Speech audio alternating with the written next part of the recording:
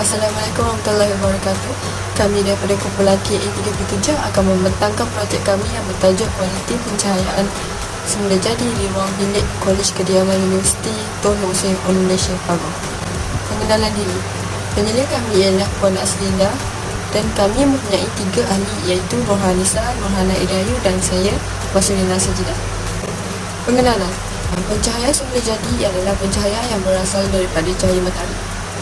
Secara umumnya, pencahayaan semula jadi ini masuk ke dalam bangunan melalui bukaan tingkap. Pencahayaan juga masuk ke dalam ruang bangunan melalui pantulan cahaya daripada keadaan persekitaran luar dan dalam bangunan. Tujuan utama pencahayaan dalam bangunan adalah untuk memastikan cahaya yang mencukupi masuk ke dalam sesuatu ruangan. Pencahayaan semula jadi ini penting untuk mengurangkan penggunaan cahaya buatan seperti lampu tiruan, malah ia juga dapat menjimatkan tenaga elektrik. Di Kolej Kediaman Universiti Tun Hussein Malaysia yang merupakan tempat tinggal untuk pelajar. Pencahayaan semula jadi ini masuk ke dalam ruang asrama melalui tingkap. Namun demikian, untuk tujuan privasi sebahagian pelajar perempuan di blok A17, mereka terpaksa membentuk tingkap menggunakan langsir sepanjang masa kerana blok tersebut berhadapan dengan blok pelajar lelaki. Oleh itu, kajian ini akan dijalankan untuk mengukur kualiti pencahayaan semula jadi yang masuk melalui tingkap ke dalam ruang asrama. Objektif kajian. Tujuan utama kajian ini adalah untuk mengkaji kualiti pencahayaan semula jadi di ruang bilik. Seterusnya, kajian ini juga untuk memahami konsep pencahayaan semula jadi dalam bangunan dan untuk mengukur tahap pencahayaan semula jadi ruang dalam kolej kediaman. Akhir sekali, untuk mengenal pasti tahap pencahayaan semula jadi ruang dalam kolej kediaman. Skop kajian. Antara skop kajian untuk mengkaji kualiti pencahayaan semula jadi di ruang kediaman pelajar adalah kajian ini akan memfokuskan pengukuran cahaya semula jadi yang masuk ke dalam ruang asrama. Pengukuran ini akan dijalankan pada setiap ruang bagi setiap unit kediaman untuk menunjukkan perbezaan tahap pencahayaan. Kepentingan kajian. Antara kepentingan kajian adalah untuk mengenal pasti tahap pencahayaan semula jadi dalam ruang bilik Kolej Kediaman blok A17. Di samping itu, kajian ini dapat memberi kesedaran kepada pembaca tentang kepentingan pencahayaan semula jadi yang mencukupi di dalam ruangan Kolej Kediaman. Akhir sekali, ia juga memberi panduan dan maklumat kepada para pelajar yang lain yang ingin membuat kajian terhadap projek yang berkaitan. Kajian literatur. Pencahayaan. Cahaya dan pencahayaan merupakan dua aspek yang berbeza namun saling berkait. Secara asasnya, cahaya adalah sumber dalam bentuk gelombang tenaga. Cahaya boleh diserap dan juga bergerak melintasi ruang tanpa sepadan. Pencahayaan mulai terbagi kepada dua, iaitu pencahayaan semula jadi dan pencahayaan buatan. Pencahayaan semula jadi. Pencahayaan semula jadi yang bersumberkan cahaya matahari merupakan sumber cahaya yang paling kuat dan besar serta merupakan tenaga yang boleh diperbarui dan tidak akan habis. Penggunaan teknik pencahayaan semula jadi juga telah dibuktikan dapat meningkatkan tahap kesihatan seseorang dan keselesaan penghuni bangunan atau rumah kediaman. Pencahayaan buatan. Pencahayaan buatan pula bersumberkan daripada tenaga elektrik, iaitu pencahayaan yang dihasilkan oleh sumber cahaya selain daripada cahaya semula jadi dikenali sebagai pencahayaan buatan. Tambahan pula, pencahayaan buatan telah berkembang dengan pesat seiring dengan perkembangan sains dan teknologi. Terdapat beberapa faktor yang mempengaruhi reka bentuk pencahayaan semula jadi, iaitu orientasi bangunan, bukaan bangunan, faktor pantulan, jenis bahan bukaan dan juga tahap pencahayaan purata. Yang pertama adalah orientasi bangunan. Orientasi bangunan merupakan faktor yang penting kerana ianya boleh menjejaskan prestasi pada siang hari terutamanya dalam ruang dalaman bangunan. Orientasi bangunan ini bermaksud bentuk bangunan yang mempengaruhi cahaya masuk ke dalam bangunan. Contoh dari segi pembinaan bangunan tersebut, dari segi sisi, bentuk ruang dalaman dan ruang persekitaran luar yang membolehkan cahaya masuk ke dalam bangunan. Yang seterusnya adalah bukaan bangunan, iaitu bukaan tingkap yang merupakan elemen penting dalam mempengaruhi kadar cahaya yang boleh memasuki ruang dalam bangunan. Kedudukan dan saiz tingkap juga adalah faktor utama yang mempengaruhi kadar cahaya yang memasuki ruang dalam bangunan. Yang ketiga adalah faktor pantulan. Pencahayaan dalam bangunan juga boleh didapati melalui cahaya pantulan dari luar bangunan seperti pantulan cahaya dari permukaan tapak, dinding, siling dan juga bangunan di sekeliling. Faktor yang seterusnya adalah jenis bahan bukaan.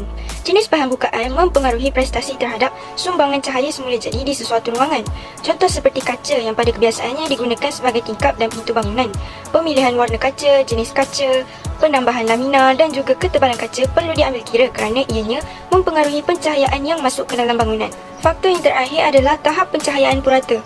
Cahaya merupakan prasyarat untuk penglihatan manusia, terutamanya dalam mengenali alam sekitar dan menjalankan aktiviti. Tahap pencahayaan ini penting kerana ia merupakan salah satu kriteria dalam merancang pencahayaan yang baik. Kriteria pencahayaan semula jadi terbahagi kepada dua, iaitu keseragaman pencahayaan dan juga nisbah pencahayaan siang. Yang pertama adalah keseragaman pencahayaan. Ianya merujuk kepada nisbah tahap pencahayaan minimum kepada tahap pencahayaan purata di kawasan persekitaran tertentu. Ia juga merupakan parameter kualiti untuk pengedaran bagi pencahayaan keseluruhan. Keseragaman pencahayaan ini adalah penting untuk memastikan jumlah kecerahan yang mencukupi dan memberi keselesaan kepada semua orang. Yang kedua adalah nisbah pencahayaan siang. Digunakan untuk mengira perbezaan peratusan antara jumlah pencahayaan dalam dan jumlah pencahayaan luaran secara serentak. Pencahayaan pada siang hari diukur dengan menggunakan nisbah ini, iaitu nisbah pencahayaan dalam dan pencahayaan luaran secara serentak yang boleh dianggap sebagai pemalar. Asrama merupakan bangunan tempat penginapan bagi para pelajar seperti mahasiswi-mahasiswa dan juga murid sekolah. Asrama ini telah menjadi tempat untuk pelajar berehat, mengulang kaji pelajaran dan juga menjalani pembelajaran secara atas talian, terutamanya pada musim wabak COVID-19 ini. Selain asrama, boleh juga dipanggil sebagai Kolej Kediaman bagi pelajar-pelajar universiti. Di Kolej Kediaman UTHM, setiap mahasiswi dan mahasiswa tinggal di Kolej Kediaman supaya mudah untuk berulang-alik dari Kolej Kediaman ke kampus dan sebaliknya. Di Kolej Kediaman UTHM, setiap bangunan mempunyai 5 tingkat dan setiap tingkat mempunyai 8 rumah, manakala setiap rumah mempunyai 4 bilik, pantry dan juga tandas. Keperluan cahaya yang mencukupi amatlah penting bagi asrama ataupun juga boleh dipanggil sebagai Kolej Kediaman untuk menjalani sesi pembelajaran secara atas talian ataupun juga melakukan perkara-perkara yang lain seperti ulang kaji pelajaran dan sebagainya. Menurut Malaysia Standard, keamatan cahaya yang bersesuaian dengan ruangan dalam bilik asrama adalah sekitar 300 hingga 400 lux. Berikut merupakan carta ahli metodologi. Bermula dengan kajian awal yang dilakukan untuk mengenal pasti latar belakang kajian, penyataan masalah, objektif kajian, skop kajian dan juga kepentingan kajian. Dalam kajian awal telah dinyatakan mengenal pasti penyataan masalah dan juga objektif kajian. Antara objektif kajian ini adalah untuk memahami konsep pencahayaan semula jadi dalam bangunan. Selain itu, untuk mengukur tahap pencahayaan semula jadi ruang dalam Kolej Kediaman. Dan objektif yang terakhir adalah untuk mengenal pasti tahap pencahayaan semula jadi ruang dalam Kolej Kediaman. Setelah itu, kaedah kes dikenal pasti. Kaedah pengukuran data menggunakan lux meter akan diguna pakai dalam kajian ini.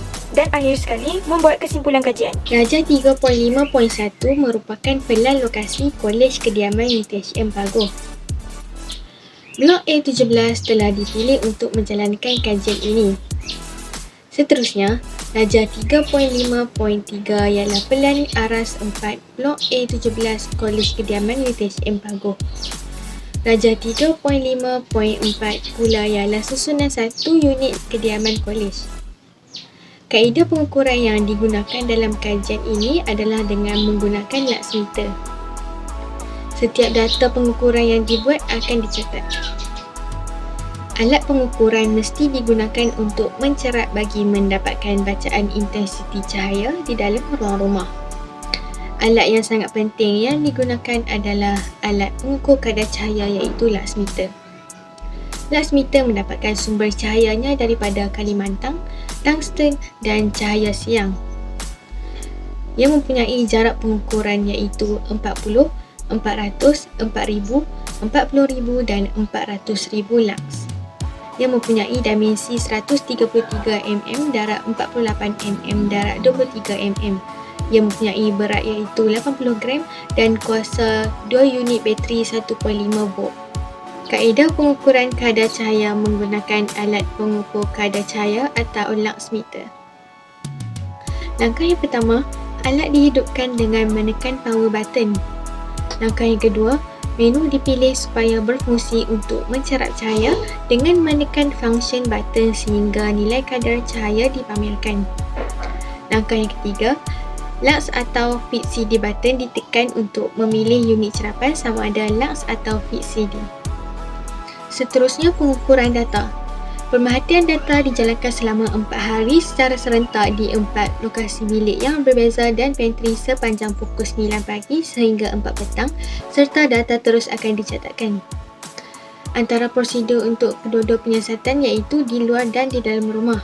Pertama sekali, dalam penyiasatan ini, 2 laksmita digunakan untuk di luar dan di dalam.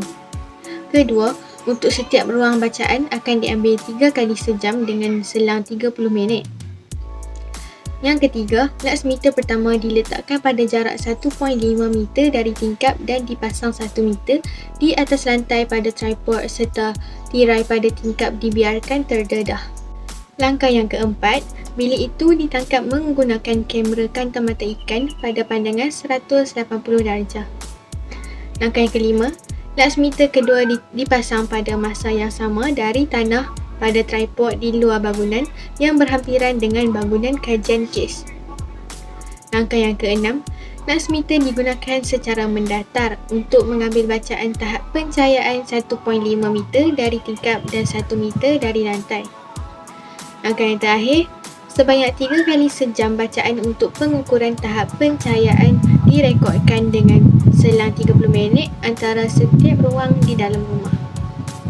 Itu sahaja daripada grup kami. Sekian, terima kasih.